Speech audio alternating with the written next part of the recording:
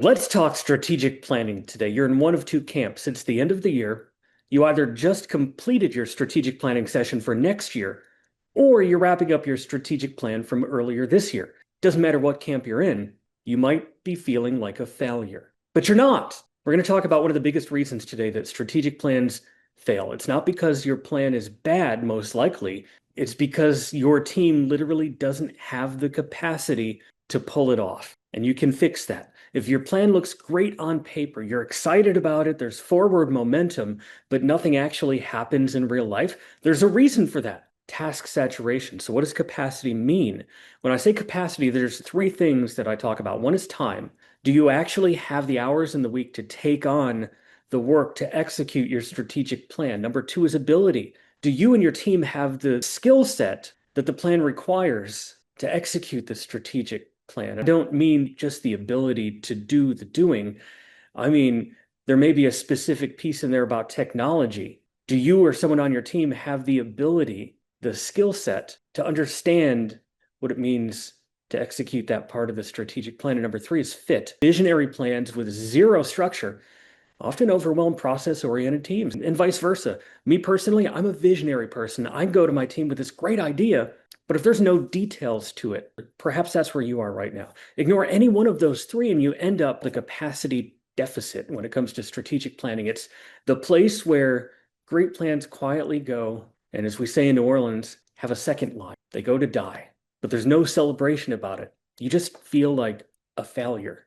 And then you get stuck. Nothing happens. Now, here's the trap. During planning, you map out a smart strategy. You assume the team can figure out how to fit them in. You're excited about it. You're ready to go. And then you go back to your office and you look at your strategic plan. But the day-to-day tasks on your plate, they don't disappear. Your inbox absolutely doesn't disappear. So you and your team are wearing two hats. Run the credit union, run your organization, and transform the credit union. Which one do you pick? That's a recipe for burnout. You're task saturated and you're not prepared to delegate and get that task stuff off of your plate. It's going to stall your progress and quiet resentment sets in. Then you hate this thing. Then you don't want to even look at your strategic plan. Then you get to your next strategic plan and you talk about your last strategic plan and nothing's been accomplished. So here's what I want you to do. Before you finalize your strategic plan, do the capacity check. Before you print off a single copy, before you share, before you leave strategic planning, talk about the time. Prioritize those pieces of your strategic plan. We need to push this out because we need to do this thing first. Realistically, how much time is this thing going to take? Even when you do that, you're going to get it wrong. Not just by leading strategic planning sessions, but having a strategic plan for YMC. We sit there and come up with this great idea, assign an owner, assign a due date, three things we need to fix before we do that one thing. Let's tackle these three things so we can do it right. Otherwise, we're just checking this thing off the list and it may not be done right. And that's no help to you. Your strategic plan is organization to your team, to your members, to your community. Number two, you got to remove and delegate non-strategic. Leaders often try to do everything themselves. I'm guilty of that. What can someone else own? What can we as the leaders stop doing? Cutting the small tasks frees a surprising amount, not of only time, but of mental bandwidth for you to be able to concentrate on that thing, not just get it done.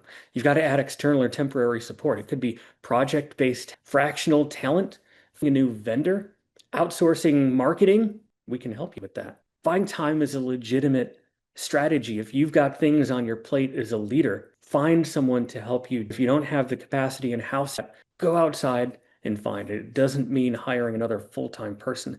Number four, you've got to clarify the roles with ruthless simplicity. Most task saturation comes from unclear expectations. Strengthen cross-team communication. That's number five. Weekly 15-minute check-ins can prevent weeks of drift. Number six, train for the skills the plan requires. If you need data literacy, digital marketing, loan decisioning systems, don't expect people to magically know how to do it. Training is also capacity. Number seven, sometimes you just have to say the quiet part out loud. We're overloaded. If you're the leader, name the problem. If you're a team member, raise your hand early and say, I feel overwhelmed. Help me. When you're building your strategic plan, don't just ask, what should we do? Ask yourself, do we have the capacity to do it? If not, you need to answer that part of your strategic. If you need a facilitator, I would love to do that for you. Or check out our website, yourmarketing.co. Learn more about our strategic planning sessions reach out and let's have a conversation.